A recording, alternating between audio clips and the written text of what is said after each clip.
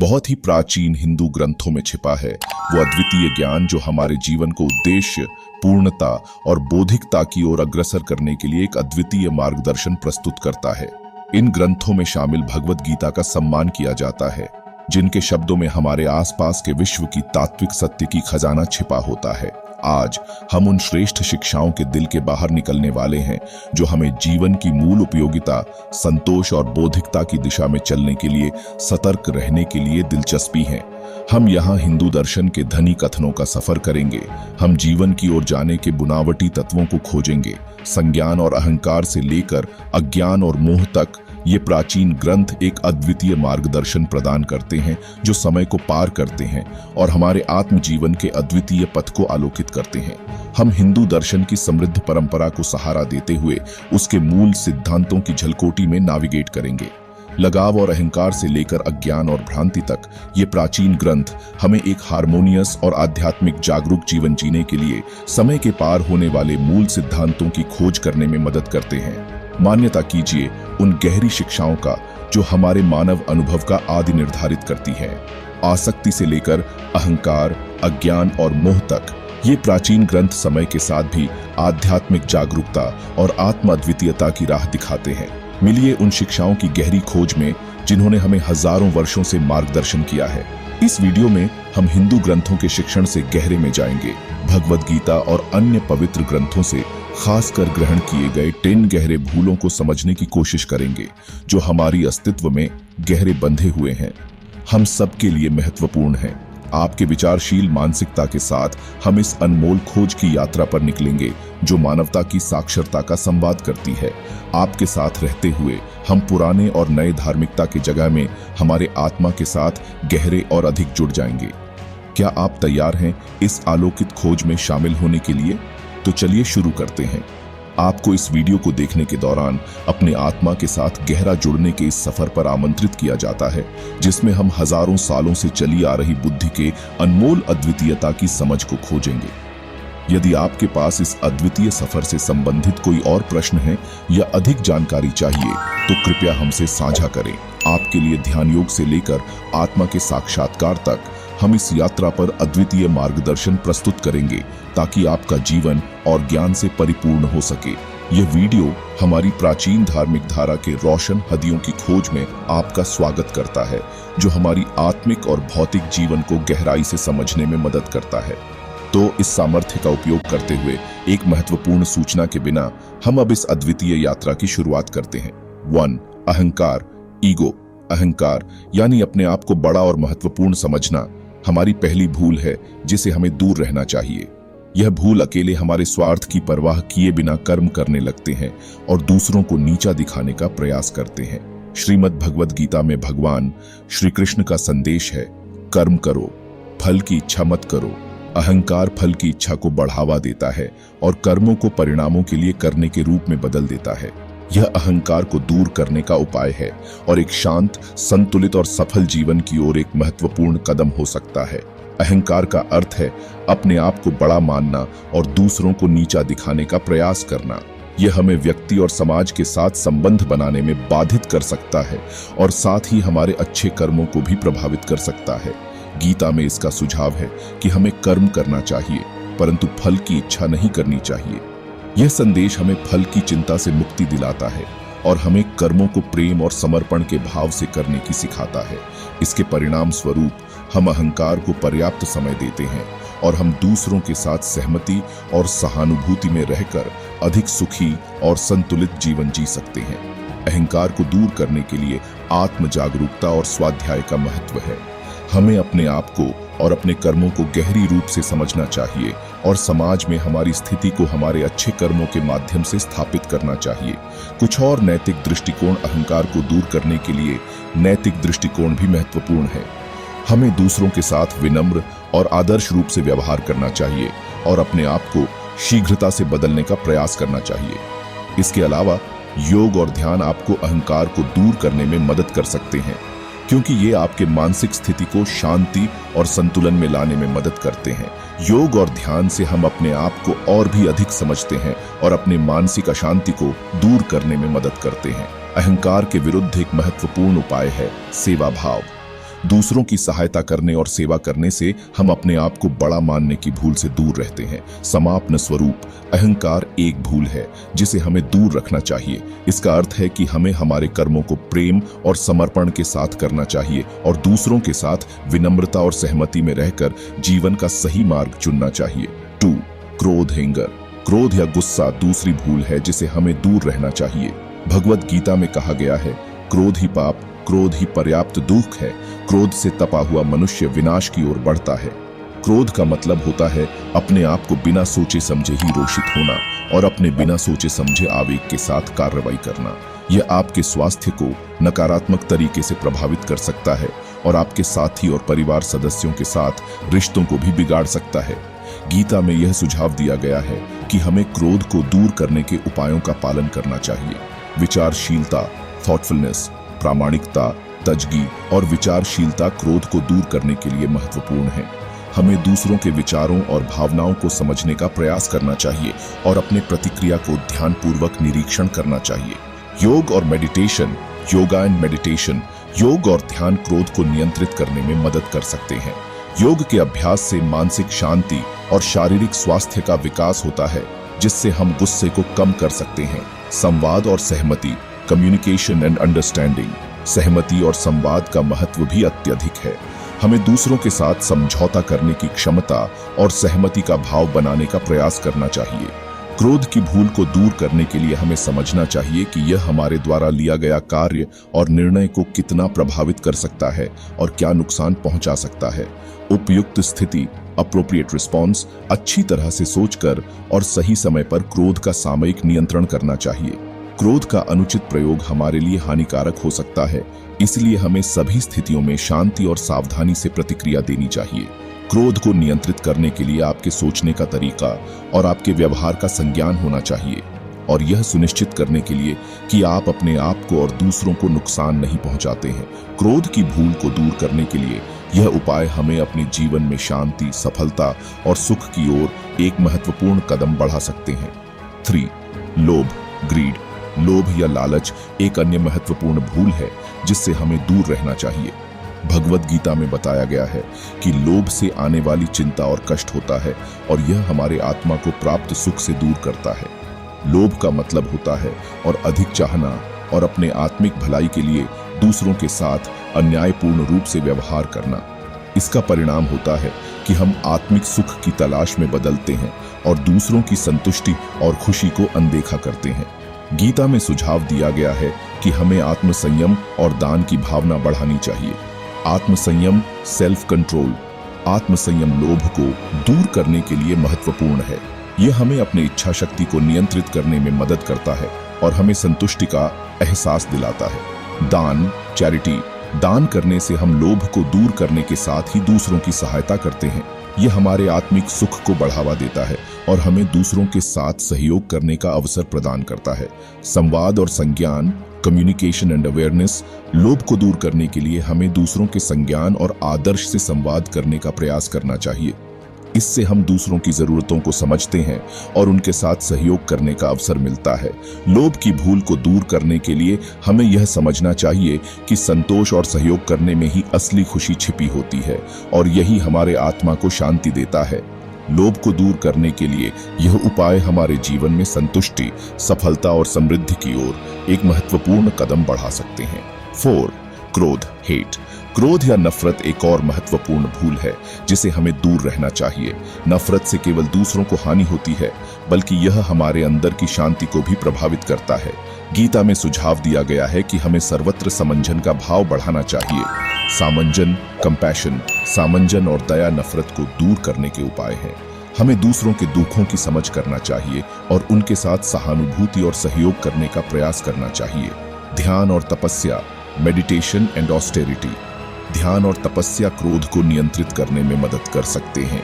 ये आपके मानसिक शांति और आदर्श जीवन की ओर मदद करते हैं। संवाद और शांति, कम्युनिकेशन एंड पीस। संवाद और शांति नफरत को दूर करने के लिए महत्वपूर्ण है। हमें बिना संवाद के समस्याओं का समाधान नहीं कर सकते हैं और शांति से ही समृद्धि हो सकती है। क्रोध और नफरत की भूलों से हमें दूर रहने के लिए हमें यह समझना चाहिए कि विरोध, असहमति और विनाशकारी भावनाओं का कोई स्थान नहीं होता है हमारे जीवन में। इन उपायों का पालन करके हम नफरत को दूर कर सकते हैं और आत्मा की शांति और समृद्धि की ओर बढ़ सकते हैं। 5. अभिमान, प्राइड, अभिमान या गर्व एक और भूल है जिसे हमें दूर रहना चाहिए। भगवद गीता में कहा गया है, अहंकार का अहंकार, गर्व का गर्व है। अभिमान का मतलब होता है किसी भी प्रकार के अहंकार और गर्व से अपने आप को बड़ा और महत्वपूर्ण मानना। ये भूल हमें दूसरों के साथ गर्मी से व्यवहार करने के रूप में दिखती है और हमारी संजीवनी दृष्टि को बिगाड़ सकती है। गीता में यह सुझाव दिया गया है कि हमें अभिमान को दूर करने के लिए समदर्शन और संभावना का अभ्यास करना चाहिए। समदर्शन, इक्वानिमिटी। समदर्शन का अभ्यास करने से हम अपने आप को और अपने साथी लोगों को बराबरी और समर्पण की दृष्टि से देख सकते हैं। ये हमारे अभिमान को दूर करके हमारी संतुष्टि और आत्म परिपूर्णता में मदद करता है। संभावना, ह्यूमिलिटी। संभावना अभिमान को दूर करने के लिए महत्वपूर्ण है। हमें अपने स्वार्थ और आत्म महत्व की परवाह किए बिना दूसरों के साथ सहयोग करने का प्रयास करना चाहिए। योग और ध्यान, योगा एंड मेडिटेशन। योग और ध्यान अभिमान को दूर करने में मदद कर सकते हैं। योग के अभ्यास से हमारे मानसिक स्थिति में स्थिरता और सुख होता है और हमारी आत्मा को शांति और संतुलन मिलता है। संवाद और सहमति, कम्युनिकेशन एंड एग्रीमेंट। संवाद और सहमति का महत्व भी अत्यधिक है। हमें दूसरों के साथ सहमति और सहयोग करने का प्रयास करना चाहिए। अभिमान की भूल को दूर करने के लिए हमें समझना चाहिए कि सब कुछ अनिश्चित है और यह दुनिया में कोई भी अपने आप को सर्वश्रेष्ठ नहीं मानता है। हमारे आत्मसमर्पण के साथ हम अधिक आत्म परिपूर्णता और आनंद प्राप्त कर सकते हैं। 6. लालच, अटैचमेंट। लालच या आसक्ति एक और महत्वपूर्ण भूल है जिसे हमें दूर रहना चाहिए। भगवद गीता में कहा गया है, सभी लाभों से यह मनुष्य एक और परे हो जाता है जो अगले जन्म में उसका निष्कलंक सेवक बन जाता है। लालच का मतलब होता है किसी चीजें, व्यक्ति या भावना के प्रति अधिक आसक्ति और मोह रखना। यह भूल हमें आत्मिक मुक्ति से दूर करती है और हमें बंधन में रखती है। गीता में यह सुझाव दिया गया है कि हमें आसक्ति से मुक्ति की ओर बढ़ने के लिए संवाद का अभ्यास करना चाहिए। संवाद, डिटैचमेंट। संवाद का मतलब होता है किसी चीजें, व्यक्ति या भावना के प्रति अपने स्वार्थ और आसक्ति के बिना आपका आदर्श और आचरण रखना। यह आपकी आत्मिक मुक्ति और शांति की ओर बढ़ता है। सेवा, सर्विस। सेवा करने से हम आसक्ति को दूर करने के साथ ही दूसरों की सहायता करते हैं। यह हमें अपने स्वार्थ के स्थान पर दूसरों की सेवा का अवसर प्रदान करता है और हमें आत्मसमर्पण का एहसास दिलाता है। समवाय, कंटेंटमेंट। समवाय और संतोष आसक्ति को दूर करने के लिए महत्वपूर्ण है। हमें जो कुछ है उसके साथ संतुष्ट रहने का अभ्यास करना चाहिए और हमें अपने जीवन में किसी और की आवश्यकता के लिए अधिक आसक्त नहीं होना चाहिए। संवाद और सहमति, कम्युनिकेशन एंड एग्रीमेंट। संवाद और सहमति का महत्व भी अत्यधिक है। हमें दूसरों के साथ समझौता करने का प्रयास करना चाहिए और उनके साथ आत्मसमर्पण का भाव बनाने का प्रयास करना चाहिए। लालच की भूल को दूर करने के लिए हमें समझना चाहिए कि संतोष और सेवा ही असली आत्म मुक्ति की दिशा में है और यह हमारे जीवन में शांति, समृद्धि और सुख की ओर एक महत्वपूर्ण कदम है। 7. मोह, डिल्यूजन। मोह या भ्रांति एक और महत्वपूर्ण भूल है जिसे हमें दूर रहना चाहिए। भगवद गीता में कहा गया है, मोह नाशक संपन्नता से ही सफल होता है। मोह का मतलब होता है किसी भी चीजें, व्यक्ति या भावना में भ्रांति और भ्रम रखना। यह भूल हमें अपने आत्मिक सत्य से दूर करती है और हमें आत्म साक्षात्कार की ओर नहीं बढ़ने देती है। गीता में सुझाव दिया गया है कि हमें भ्रांति से मुक्त होने के लिए ज्ञान की ओर बढ़ना चाहिए। ज्ञान, नॉलेज। ज्ञान का प्राप्ति मोह को दूर करने में मदद कर सकता है। जब हम अधिक ज्ञान और समझदारी प्राप्त करते हैं तो हम अपने आत्म सत्य को समझने की क्षमता होते हैं और मोह की भ्रांतियों से मुक्त होते हैं। योग और ध्यान, योगा एंड मेडिटेशन। योग और ध्यान मोह को दूर करने में मदद कर सकते हैं। योग के अभ्यास से हम अपने आत्म अद्वितीयता की ओर बढ़ते हैं और मोह की भ्रांतियों से मुक्त होते हैं। संवाद और सहमति, कम्युनिकेशन एंड एग्रीमेंट। संवाद और सहमति का महत्व भी अत्यधिक है। हमें अपने भ्रांतियों और भ्रम से मुक्त होने के लिए दूसरों के साथ समझदारी और सहमति की ओर बढ़ने का प्रयास करना चाहिए। मोह की भूल को दूर करने के लिए हमें ज्ञान की ओर बढ़ना चाहिए और हमें अपने आत्म सत्य को समझने का प्रयास करना चाहिए। इन उपायों का पालन करके हम मोह की भ्रांतियों से मुक्त हो सकते हैं और आत्मा की शांति, समृद्धि और सुख की ओर बढ़ सकते हैं। 8. अज्ञान, इग्नोरेंस। अज्ञान या अज्ञान एक और महत्वपूर्ण भूल है जिसे हमें दूर रहना चाहिए। भगवद गीता में कहा गया है, जो आत्मा को अज्ञान से आवृत रखता है वह सब दुखों को झेलता है। अज्ञान का मतलब होता है आत्मा के असली स्वरूप और सत्य की अज्ञानता। यह भूल हमें सच्चे आत्मा के साथ मिलने वाले आत्मिक सुख की ओर नहीं बढ़ने देती है। गीता में सुझाव दिया गया है कि हमें आदर्श ज्ञान की ओर बढ़ने का प्रयास करना चाहिए। आदर्श ज्ञान, स्पिरिचुअल नॉलेज, आदर्श ज्ञान का प्राप्ति अज्ञान को दूर करने में मदद कर सकता है।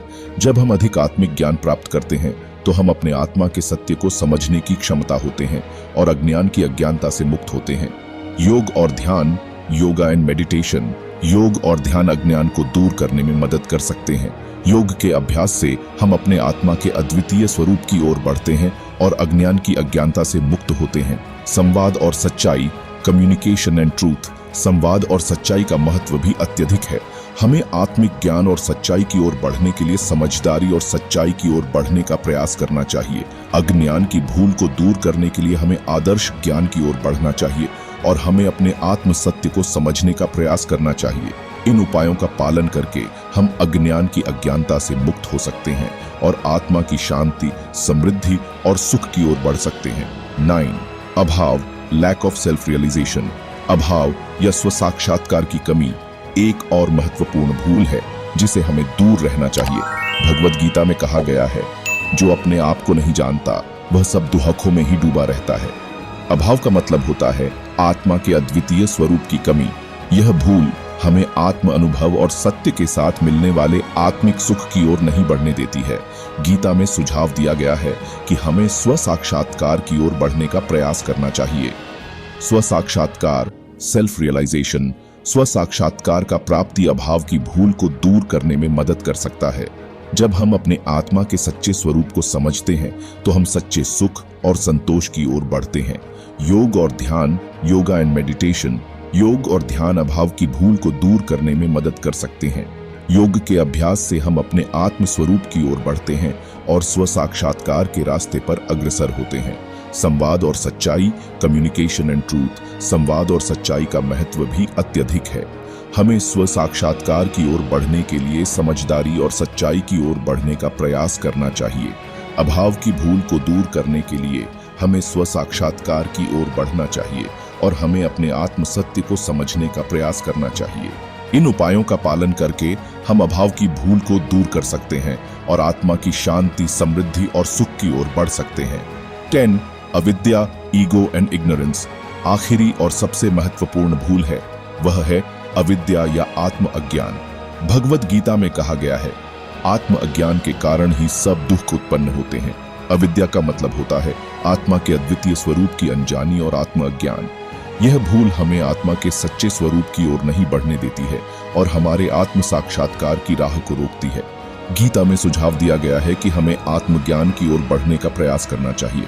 आत्मज्ञान, सेल्फ नॉलेज, आत्मज्ञान का प्राप्ति अविद्या की भूल को दूर करने में मदद कर सकता है। जब हम अपने आत्मा के सच्चे स्वरूप को समझते हैं तो हम सच्चे सुख और संतोष की ओर बढ़ते हैं। योग और ध्यान, योगा एंड मेडिटेशन, योग और ध्यान अविद्या की भूल को दूर करने में मदद कर सकते हैं। योग के अभ्यास से हम अपने आत्मा के सच्चे स्वरूप की ओर बढ़ते हैं और आत्मज्ञान के रास्ते पर अग्रसर होते हैं। संवाद और सच्चाई, कम्युनिकेशन एंड ट्रूथ, संवाद और सच्चाई का महत्व भी अत्यधिक है। हमें आत्मज्ञान की ओर बढ़ने के लिए समझदारी और सच्चाई की ओर बढ़ने का प्रयास करना चाहिए। अविद्या की भूल को दूर करने के लिए हमें आत्मज्ञान की ओर बढ़ना चाहिए और हमें अपने आत्म सत्य को समझने का प्रयास करना चाहिए। इन उपायों का पालन करके हम अविद्या की भूल को दूर कर सकते हैं और आत्मा की शांति, समृद्धि और सुख की ओर बढ़ सकते हैं। इसके साथ हमने भगवद गीता के प्रेरणा स्रोत से लिए गए 10 महत्वपूर्ण भूलों का विवरण दिया है और यह बताया कैसे हम इन भूलों को दूर करके आत्मिक शांति और समृद्धि प्राप्त कर सकते हैं। यदि आपके पास कोई और प्रश्न है या अधिक जानकारी चाहिए तो कृपया पूछें।